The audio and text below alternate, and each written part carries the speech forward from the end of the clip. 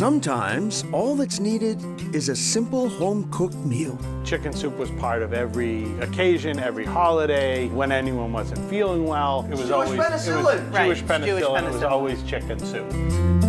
We have already cut up off the bone. And this Jewish grandma, Janice Paritsky, is the inspiration behind Grandma's Chicken Soup in Woburn. With my own Bubby and my family, I actually did get to make blintzes and borscht with her, but never chicken soup. Betsy Paritsky-Masalek and David Paritsky are Janice's children. They run this family business. We have our mother, my aunt, my daughter-in-law, his daughter. They're all working today. Betsy and David were in the restaurant industry for years before launching Grandma's Chicken Soup as an online enterprise in 2020. One of the really big challenges logistically was getting the chicken soup to ship safely, like during warm weather. Once they figured that out, the sales exploded during the pandemic. Today, Grandma's Chicken Soup ships all over the country. We're sending love in the mail, basically. We're sending a hug in the mail. The recipe has all the basics: chicken, carrots, celery, onions, salt, and pepper. Every chicken soup from every culture is basically the same with a few added ingredients. Garlic, a lot of people add, which we don't add. This chef does add pasta, rice, or matzo balls. How many matzo balls generally would go into a gallon of soup, of chicken soup? 4. 4. Customers can add a little something to their chicken soup packages, maybe cookies or a toy. All this business comes with a bonus for the Paritskys, local fame. They've gotten a bit of press over the years. When you travel abroad, you have to write on your passport what your occupation is. And so my mother now at this point puts TV star. Well, not really, son. Someone came up to me and said, "Hi." I didn't know who they were. I said, "Did you see me on TV?" And she said, "No, I never saw you before in my life." So this is where we're going to expand the cheese room. It's about 8,000 square feet.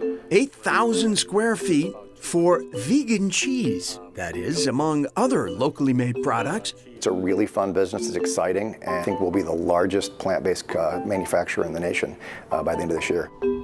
In Lincoln, Rhode Island, Plants to Food is a new company specializing in plant-based foods, says founder Scott Lively. Plants to Food's primary mission is to create an exclusive plant-based food co-manufacturer. A lot of the plant-based processed foods that are out there, those are actually made for the most part at meat facilities.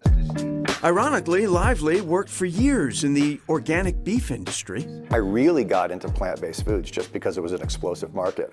Wasn't vegan, was not a vegetarian even, and the fastest growing segment of it seems to be cheese. So it's cashews, water, lemon juice, and then whatever seasoning we put in it. This is a plain creme.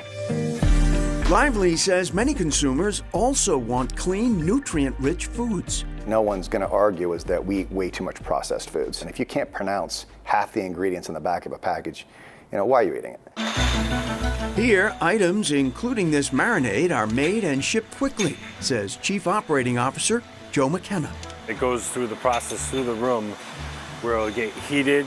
There'll be a cap put on, a label put on, rinsed and cooled off. It'll come around the backside where it'll be labeled, inspected, and boxed. For any food business, getting the operations just right can be challenging. Early on, Plants to Food approached Boston-based Branch Foods for advice. Branch Food really works to support the efforts of food entrepreneurs as they're thinking through the earliest stages of their business. What type of product are they going to create? How are they going to bring it to market? Founder and CEO Lauren Abda says her company also helps connect regional collaborators. There's been lots of other people that have been through that process before, and we found a lot of willingness of people to spend their time to mentor and advise and support those entrepreneurs. Abda, who has degrees in nutrition and food policy, says New England is a hotbed for plant-focused companies, and that's helping to change the way we eat. Sometimes we forget as consumers that we have some level of power over what our retailers carry, because ultimately they want to carry what we want to buy. And I think everyone is experiencing that shift and the interest in a greater plant-based diet. And Scott Lively of Plants to Food says that they recently built a test kitchen and it is available for other businesses to rent to use as well. And back to Grandma's Chicken Soup. Janice has a tip. She says do not cook your soup too long, just until the chicken is tender. If you go any longer than that, it's tough and it's stringy and she will not be pleased. I've tried that soup and it's very good. Okay, still ahead, the next generation of restaurant royalty.